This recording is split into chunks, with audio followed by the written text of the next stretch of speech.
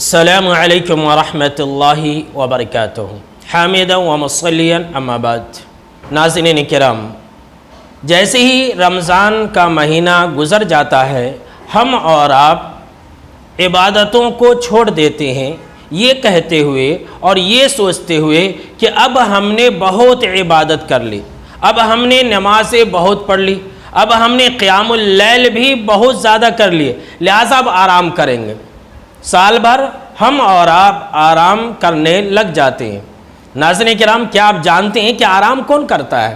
ہمارے سامنے میں صحابہ کرام رضوان اللہ تعالی علیہم اجمعین کا اسوہ اور نمونہ موجود ہے۔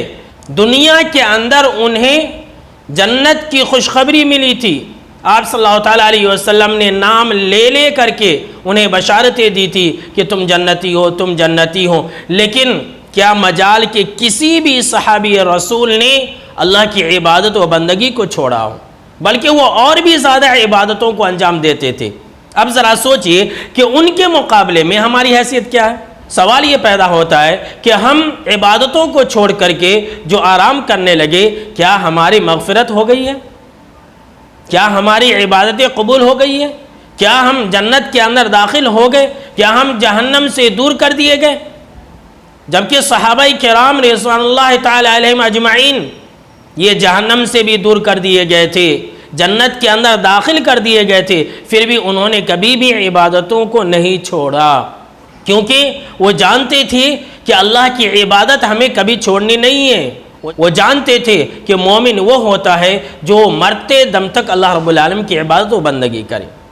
تو آرام کون کرتا ہے؟ آئیے میں آپ کو ایک حدیث سناتا ہوں۔ الحدیث الصحیحہ کے حوالے سے حدیث نمبر 1710 ہے۔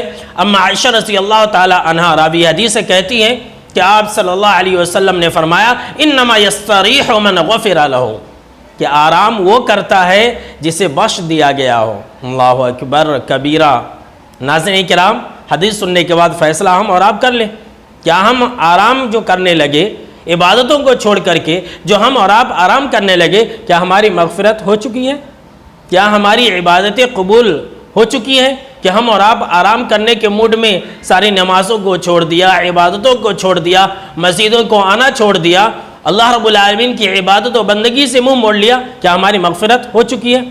ظاہر سی بات ہے کہ ایسی بات ہی نہیں ہے، بلکہ ہمیں معلوم ہی نہیں ہے کہ ہماری عبادتیں قبول ہوئی ہے یا نہیں ہوئی ہے، تو پھر مغفرت تو دور کی بات ہے۔